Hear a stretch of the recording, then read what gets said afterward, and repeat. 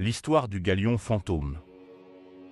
Dans les brumes épaisses des mers des Caraïbes, où les vagues murmurent des secrets anciens, on raconte l'histoire du spectre d'argent, un galion pirate maudit qui apparaît toujours avant une tempête, semant la mort et la terreur. Les marins rescapés, le regard hanté, murmurent son nom dans les tavernes des ports, de Tortuga à Port-Royal, en échange de quelques écus pour noyer leur peur dans le rhum. Il y a de cela 2 siècles, le capitaine Barthélemy l'Ombre Vasseur, un corsaire français aussi rusé que cruel, commandait le Soleil Noir, un galion taillé pour la vitesse et la guerre. On disait qu'il avait navigué jusqu'aux confins des Indes orientales, là où les mers s'ouvrent sur des terres oubliées. Il revint avec un trésor fabuleux, des coffres débordant d'or, des diamants gros comme des œufs de mouette, des émeraudes scintillants comme les étoiles, et des reliques païennes dont nul n'osait parler.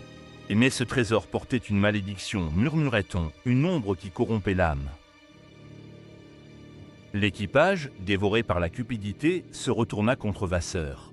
Une nuit sans lune, au large des Açores, une mutinerie sanglante éclata. Les lames s'entrechoquèrent, le sang coula sur le pont, et le capitaine, dans un dernier souffle, jura que nul ne posséderait son trésor.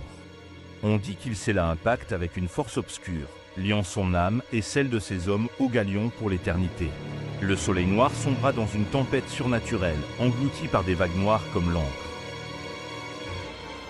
Mais il ne disparut pas. Depuis, le spectre d'argent réapparaît, toujours avant une tempête, ses voiles déchirées flottant contre le vent, ses canons crachant un feu spectral.